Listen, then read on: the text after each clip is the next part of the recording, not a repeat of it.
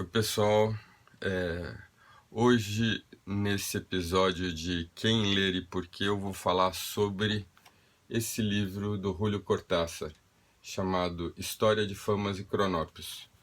Como eu falei para vocês, essa é uma lista dos meus livros favoritos, né?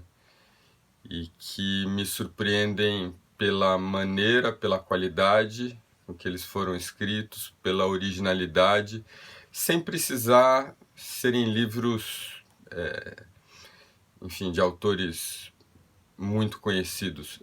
Não é o caso hoje. Hoje é um autor muito conhecido, Julio Cortázar, é um dos principais escritores latino-americanos do século XX, e ele faz parte desse grupo que escreveu dentro desse gênero chamado do realismo mágico ou do realismo fantástico, assim como o Jorge Luis Borges e o Gabriel Garcia Marques, por exemplo, e muitos outros.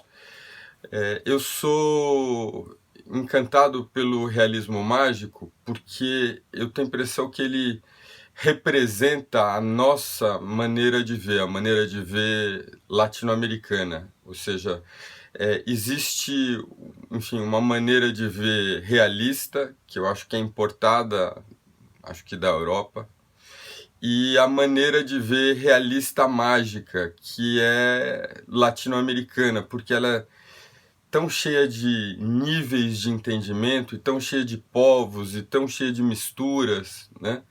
Então, eles conseguiram expressar um elemento da minha experiência no mundo, né? Que é ver as coisas não desse jeito óbvio ou, né, realista, mas de um jeito realista que se expande e incorpora o que não é óbvio, planos mentais e a vida interior e antepassados e cultura, tudo isso compõe esse elemento realista. O Júlio Cortázar é especial em contraste, por exemplo, com o Garcia Marques, porque ele é um escritor do urbano, né? Ele está na cidade, os temas dele são bastante do dia a dia, né?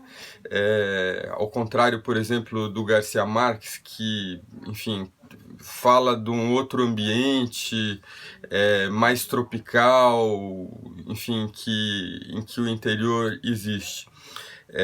Então, enfim, o Júlio Cortázar já é especial por isso, e tem um outro livro chamado Todos os Fogos, O Fogo, um livro de contos dele, que é um livro mais denso e não por isso menos bacana de ser lido, né?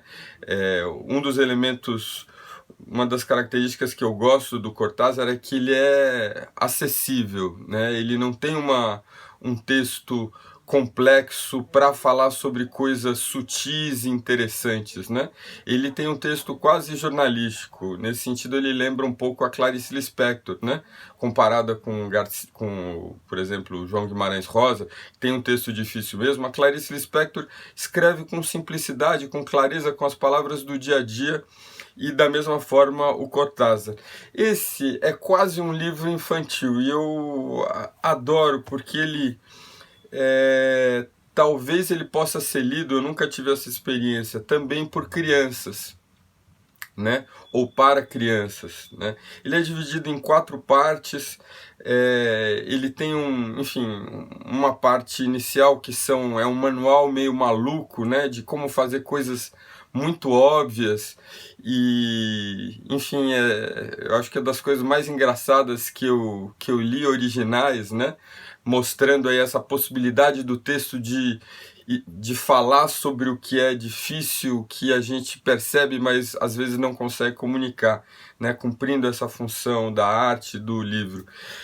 Mas esse tema, esse título, né? História de Cronópios e Famas, se refere a uma outra seção desse livro com esses dois personagens, que são personagens meio arquetípicos, né? Os Cronópios e as Famas.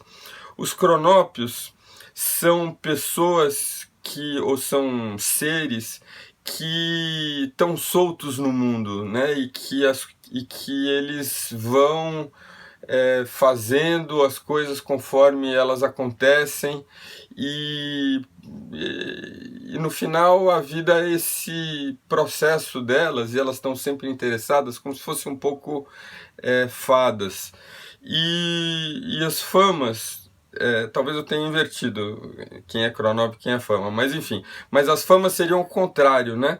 São pessoas assim, os seres bastante organizados, bastante coerentes e que pensam as coisas antes delas, né, se preparam, são sistemáticos e, enfim, eu acho que para quem quer experimentar esse autor, talvez seja o melhor livro dele para fazer isso, porque tem um impacto de surpresa, né, da obra do realismo mágico e ao mesmo tempo são textos muito curtos e muito surpreendentes, né, e de vários tipos, entre eles esse do História de Cronópios e Famas. Então é isso, livro de hoje, Histórias de Cronópios e Famas, aí do autor argentino Julio Cortázar. Eu sou Juliano Spayer e esse é Quem Lê e Por Quê.